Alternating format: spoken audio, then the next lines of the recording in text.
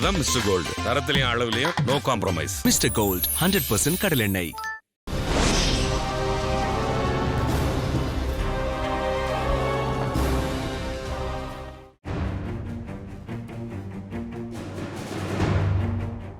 வளைகுடா நாடுகள் மீது மேற்கொள்ளப்பட்டு வருகின்ற தாக்குதல்களில் சில ஈரானினால் மேற்கொள்ளப்படுபவை அல்ல என்ற ஒரு கூற்று வளைகுடா நாடுகள் மத்தியில் பாரிய அதிர்ச்சியை ஏற்படுத்தி வருகின்றது. வளைகுடா நாடுகள் சிலவற்றில் மேற்கொள்ளப்பட்டு வருகின்ற ஒரு சில தாக்குதல்கள் ஈரானின் பெயரில் வேறு யாரோ செய்வதாக எழுப்பப்பட்டு வருகின்ற சந்தேகங்கள், குற்றச்சாட்டுக்கள் வளைகுடாவின் போர் சமன்பாடுகளில் பாரிய மாற்றத்தை ஏற்படுத்தக்கூடியவை என்று கூறப்படுகின்றது. சவுதி அரேபியாவுக்கான ஈரானிய தூதுவர் அலிரிசா இனாயாத்தி சர்வதேச ஊடகமான ராய்ட்டர்ஸுக்கு நேற்றிரவு வழங்கியிருந்த செவ்வையில் சவுதி அரேபியாவின் எண்ணெய் வயல்கள் மற்றும் எண்ணெய் சுத்திகரிக்கும் நிலையங்கள் மீது மேற்கொள்ளப்பட்ட தாக்குதல்கள் ஈரானினால் மேற்கொள்ளப்படவில்லை என்று தெரிவித்திருந்தார். ஈரான் தாக்குதல்களை மேற்கொள்வதானால் அதனை பகிரங்கமாக கூறிவிட்டேதான் மேற்கொள்ளும்.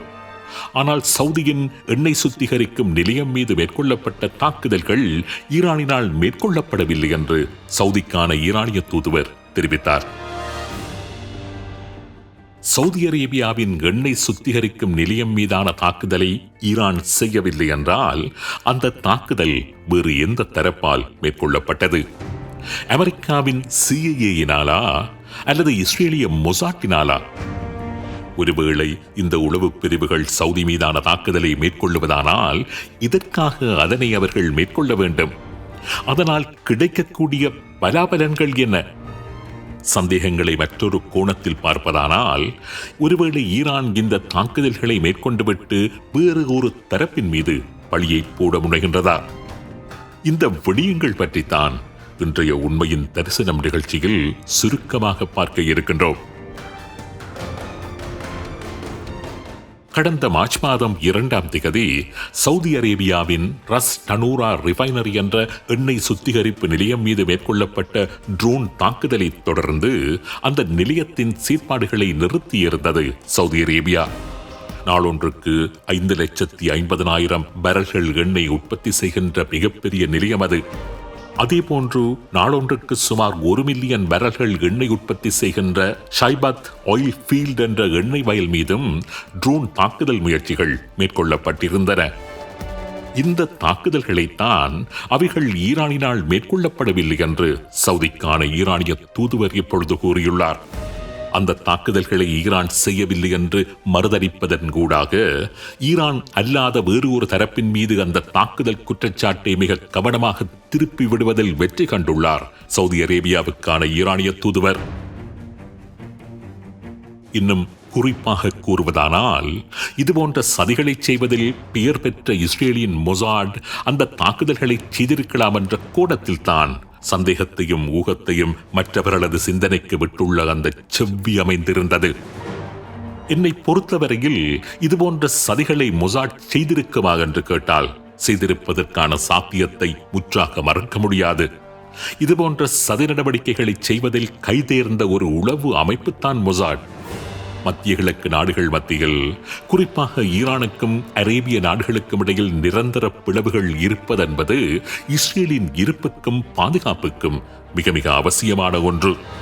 எனவே அரேபிய நாடுகள் மீது தற்பொழுது ஈரான் மேற்கொண்டு வருகின்ற தாக்குதல்களை சாக்காக வைத்துக் கொண்டு அந்த நாடுகளின் சில முக்கிய நிலைகள் மீது தாக்குதல் நடத்தி ஈரானுக்கு சர்வதேச மட்டத்தில் அபகீர்த்தியை ஏற்படுத்துகின்ற அதேவேளை ஈரானுக்கும் மற்றைய அரேபிய நாடுகளுக்கும் இடையிலான விரிசல்களை மேலும் அதிகப்படுத்த முனையலாம்.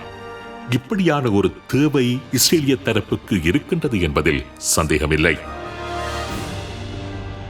அமெரிக்காவின் பிரபல ஊடகவியலாளர் டக்கர் கார்ல்சன் அமெரிக்க இஸ்ரேலுக்கும் ஈரானுக்கும் இடையிலான யுத்தம் ஆரம்பமாகிய சில தினங்களில் ஒரு தகவலை வெளியிட்டிருந்தார்.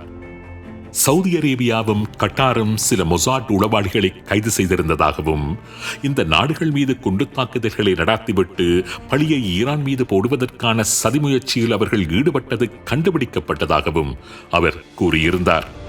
வளைகுடா நாடுகளை ஈரானுக்கு எதிரான யுத்தத்தில் குதிக்க வைக்கும் நோக்கத்துடன் இந்த சதியில் மொசாட் உளவாளிகள் ஈடுபட்டிருந்ததாகவும் அவர் மேலும் கூறியிருந்தார். கட்டாரின் வெளிநாட்டு அமைச்சு இந்த கூற்றினை உடனடியாகவே மறுத்திருந்தது. அதேபோன்று சவுதி அரேபியாவின் அரச ஊடகமான அல் அரேபியாவும் எந்தவித அடிப்படையமற்ற ஒரு கூற்று என்று மறுத்திருந்தது. இதேபோன்று ஓமானில் சிவிலியன் இலக்குகள் மீது மேற்கொள்ளப்பட்ட சில தாக்குதல்கள் இஸ்ரேலிய மொசாட்டினாலேயே மேற்கொள்ளப்பட்டவை என்று கடந்த மார்ச் மாதம் 4ஆம் தேதி ஈரானின் வெளிவிவகார அமைச்சின் அதிகாரிகள் மிடில் ஈஸ்ட் ஐ என்கின்ற ஊடகத்திற்கு தெரிவித்திருந்தார்கள். அதேபோன்று வளைகுடா நாடுகள் மீது மேற்கொள்ளப்பட்டு வருகின்ற தாக்குதல்களில் பல தாக்குதல்கள் ஈரானினால் மேற்கொள்ளப்பட்டு வருகின்ற தாக்குதல்கள் அல்ல என்றும் அவைகள் இஸ்ரேலிய உளவுப் பிரிவினரால் மேற்கொள்ளப்பட்டு வருகின்ற சதிகள் என்றும் பல ஈரானிய அதிகாரிகள் ஊடகங்களுக்கு கூறி வருகின்றார்கள். ஈரானின் சில பிரதேசங்களில் இஸ்ரேலிய உளவாளிகளின் தளங்கள் இப்பொழுதும் இருப்பதாக கூறுகின்ற அவர்கள் அந்த தளங்களில் இருந்து இஸ்ரேலிய உளவாளிகள் இதுபோன்ற சில தாக்குதல்களை நடத்துவதற்கு சந்தர்ப்பம் இருப்பதாகவும் கூறுகின்றார்கள். சவுதி அரேபியா மீதும் மற்றைய வளைகுடா நாடுகள் மீதும் மேற்கொள்ளப்பட்டு வருகின்ற எல்லா தாக்குதல்களுமே ஈரானினால் மேற்கொள்ளப்பட்ட தாக்குதல்களாக இருக்க முடியாது என்று சந்தேகிப்பதற்கு நிறைய காரணிகள் இருப்பதாக சவுதி அரேபியாவின் பிரபல அரசியல்வாதியும் Islamic world educational scientific and cultural ஆர்கனைசேஷனின் தலைவருமான அப்துல்லா சிக் அல் துவஜ்ரி தெரிவித்துள்ளார். சியோனிச தேசம் மத்தியில் பிளவுகளை உருவாக்கும் நோக்கத்தோடு இதுபோன்ற சதிகளை செய்வதற்கு நிறைய சந்தர்ப்பம் இருப்பதாகவும் அவர் தெரிவித்திருந்தார். அதேபோன்று கட்டாரின் முன்னாள் பிரதமர் ஹமாட் பின் ஜசிம் பின் ஜாபர் அலி தானி இது பற்றி கூறுகின்ற போது அமெரிக்க இஸ்ரேல் நாடுகள் என்று ஈரானுடன் புரிந்து வருகின்ற யுத்தம் விரைவில் முடிவுக்கு வந்துவிடும். ஆனால் இந்த சண்டைகளில் அரபு நாடுகளும் பங்குதாரர்களாகிவிட்டால் அது வருடக்கணக்காக நீடிக்கும். ஒன்றையொன்று தாக்கி அழித்துக் கொண்டிருக்கின்ற நிலை ஏற்பட்டு முழு மத்திய கிழக்குமே வளமற்ற ஒரு பிரதேசமாக மாறிவிடும். சில தரப்புகளுக்கு அதுதான் தேவையாக இருக்கின்றது. எனவே அரபு நாடுகள் மிக மிக நிதானமாக செயற்பட வேண்டும் என்று அவர் தெரிவித்திருந்தார். தி சென்டர் ஃபார் இன்டர்நேஷனல் பாலிசியின் முக்கியஸ்தரான சினாட் டூஷி கூறுகின்ற போது ஈரானை பொது எதிரியாக சித்தரித்து ஈரானுடன் வளைகுடா நாடுகளை மோத வைக்கும் தந்திரோபாயத்தை நீண்ட காலமாக இஸ்ரேல் செய்து வருகின்றது. அதனை அடிப்படையாக வைத்த சதிகளையும் இஸ்ரேல் நிச்சயம் செய்வதற்கு சாத்தியம் இருக்கின்றது என்று கூறியிருந்தார். ஆக அரபு நாடுகள் மீது மேற்கொள்ளப்பட்டு வருகின்ற தாக்குதல்களில் சில இஸ்ரேலிய உளவு அமைப்பான மொசாட்டின் கைங்காரியமாக இருக்கலாமா என்ற சந்தேகங்கள், கருத்துக்கள், குற்றச்சாட்டுக்கள் பரவலாக வெளிக்கிளம்ப ஆரம்பித்துள்ளன. ஏற்கனவே நான் மேலே கூறியது போன்று இஸ்ரேலிய மொசாட் இதுபோன்ற காரியங்களை செய்யுமா என்று கேட்டால் நிச்சயம் செய்யும். அதில் மிகவும் கைதேர்ந்தவர்கள்தான் அவர்கள். ஆனால் இந்த இடத்தில் என்னிடம் சில கேள்விகளும் இருக்கின்றன. சவுதியில் தாக்கப்பட்டதாக கூறப்படுகின்ற ரஸ் டனூரா ரிஃபைனரி மற்றும் ஷைபத் ஆயில் ஃபீல்ட் போன்றன அமெரிக்க நிறுவனமான அரம்கோவுக்கு சொந்தமான எண்ணெய் நிலையங்கள். அமெரிக்க நிறுவனங்கள் மீது இதுபோன்ற தாக்குதல்களை இஸ்ரேல் நடத்தியிருக்குமா? ஐக்கிய அரபு அமீரகத்திற்கும் சவுதி அரேபியாவுக்கும் இடையில் எல்லையில் இருக்கின்ற ஷைபத் ஆயில் ஃபீல்ட் மீது கடந்த 8ஆம் திகதி ஒரு ட்ரோனும், 9ஆம் திகதி 9 ட்ரோன்களும், 12ஆம் திகதி 3 ட்ரோன்களும் தாக்குதல் நடத்தியிருந்தன.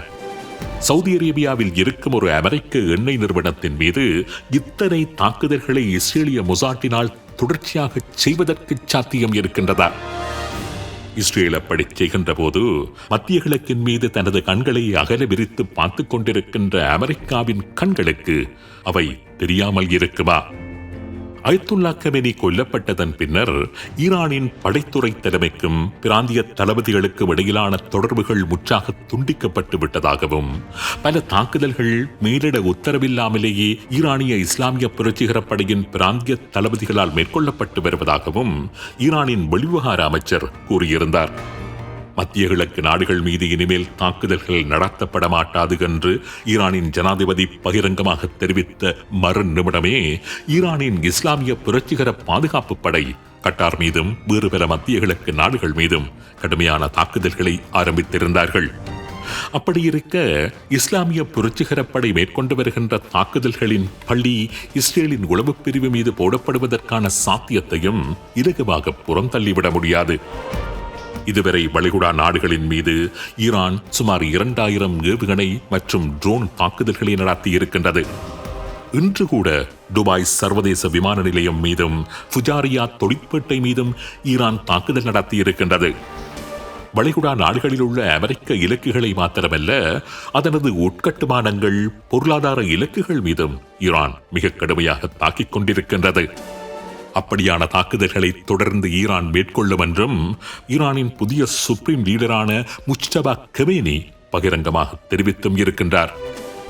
ஆக மத்திய கிழக்கு நாடுகள் மீது ஈரானினால் மேற்கொள்ளப்பட்டதாக கூறப்படுகின்ற 2000க்கும் அதிகமான தாக்குதல்களில் எதுவெல்லாம் ஈரானினால் ஏவப்பட்ட தாக்குதல்கள், எவையெல்லாம் ஈரானினால் மேற்கொள்ளப்படாத தாக்குதல்கள் என்று ஈரான் உத்தியோகபூர்வமாக அறிவிக்காதவரை இஸ்ரேல் மீது தாக்குதல்கள் தொடர்பாக ஈரான் சுமத்தி வருகின்ற குற்றச்சாட்டுகள் வெறும் பழி போட்டு தப்பித்துக் கொள்ள ஒரு நடவடிக்கையாகவேதான் பார்க்கப்படும்.